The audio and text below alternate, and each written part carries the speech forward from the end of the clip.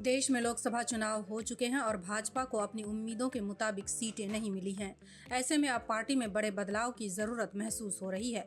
अब सबसे पहले सवाल ये उठता है कि भाजपा का नया राष्ट्रीय अध्यक्ष कौन होगा। जेपी नड्डा ने मंत्री पद की शपथ ले ली है और जल्द ही अध्यक्ष पद से इस्तीफा दे सकते हैं। इस बीच 3 नाम चर्चा में हैं जो सबको चौंका सकते हैं। उनमें सबसे पहला नाम है सुनील बंसल का। सुनील बंसल को अमित शाह के बाद भाजपा में दूसरा चाणक्य कहा जाता है।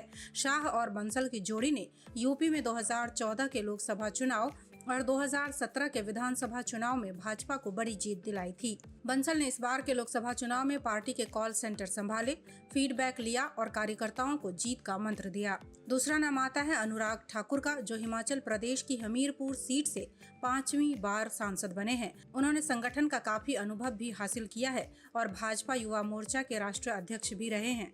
ठाकुर केंद्रीय सूचना एवं प्रसारण मंत्री भी रह चुके हैं और उन्हें संगठन की अच्छी खासी समझ है।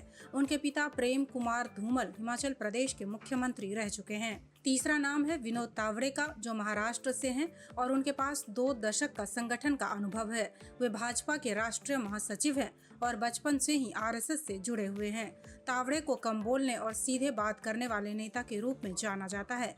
उन्होंने 2014 में पहली बार विधायक बनकर देवेंद्र फडणवीस की कैबिनेट में काम किया। जहां तक नए अध्यक्ष पर जिम्मेदारी की बात है तो भाजपा के नए अध्यक्ष के सामने बड़ी चुनौतियां होंगी। पार्टी को महाराष्ट्र, उत्तर प्रदेश, राजस्थान, हरियाणा और कर्नाटक में झटका लगा है। नए अध्यक्ष को इन राज्यों में संगठन को फिर से मजबूत करना होगा। इस साल महाराष्ट्र, हरियाणा और झारखंड में विधानसभा चुनाव है और नए अध्यक्ष पर इन राज्यों में पार्टी को जिताने की जिम्मेदारी होगी। यही समय होगा जब पार्टी अध्यक्ष का लिटमस टेस्ट होगा। जहाँ तक आरएसएस की भूमिका की बात है तो भाजपा के राष्ट्रीय अध्यक्ष की नियुक्ति में आरएसएस की भूमिका को नकारा नहीं जा सकता है। कई रिपोर्ट्स में कहा गया है कि इस बार के चुनाव में आरएसएस ने भाजपा के लिए कड़ी मेहनत नहीं की। अब पार्टी आरएसएस को किनारे करने का जोखिम नहीं उठाएगी और नए अध्यक्ष को चुनते समय आरएसएस की सहमति ली जाएगी।